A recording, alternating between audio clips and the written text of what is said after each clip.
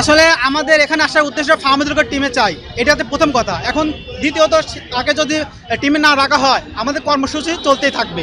আর এই team bus আমাদের আজকে যে ফাহামিদুল যদি আজকে নাম তালিকা ফাহামিদুল যদি না থাকে এই টিম বাস যেতে পারবে না। আমার যদি যেতে চায় আমাদের লাশের উপরে যেতে হবে। বলতে কোনটাকে বোঝাচ্ছেন একটু যদি বলতেন।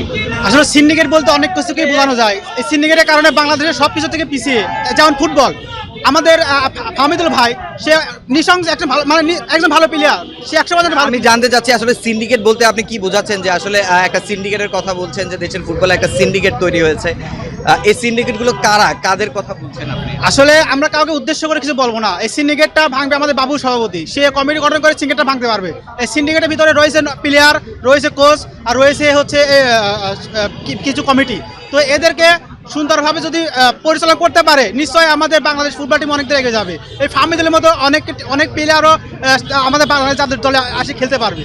আসলে আপনাদের দাবি যদি যেহেতু আজকে দাবি দাওয়াল আপনাদের সাথে মিটিং করেছেন, মিটিং করার পরে তিনি বলেছেন যে এই ম্যাচে হয়তোবা ফাহামিদুলকে আনা সম্ভব হবে না। তো যদি আলটিমেটলি না আনা হয় সেক্ষেত্রে আপনাদের পরবর্তী পদক্ষেপ কি থাকবে? আসলে আমাদের এখানে আসার উদ্দেশ্য ফাহামিদুলকে টিমে চাই, এটাতে প্রথম কথা। এখন দ্বিতীয়ত তাকে যদি টিমে না রাখা হয় আমাদের কর্মসূচি চলতেই থাকবে। আর এই টিম বাস আমাদের আজকে যে ফাহামিদুল যদি আজকে নাম তালিকা ফাহামিদুল যদি না থাকে এই টিম বাস যেতে পারবে না। আমার যদি যেতে চায় আমাদের লাশের উপরে যেতে হবে। এটা আমাদের সবার একই কথা।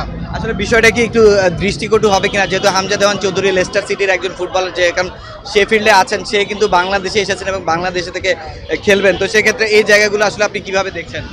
আমরা অনেক ভালোভাবে দেখতেছি, কারণ আমাদের হামজা চৌধুরী সে একটা এক্সপিরিয়েন্স খেলোয়াড়, তাকে দেখে সবাই অনুপ্রাণিত ফুটবলে। কিন্তু এই যে এইগুলোর কারণে বাংলাদেশের ফুটবলে আগাতে পারছে না।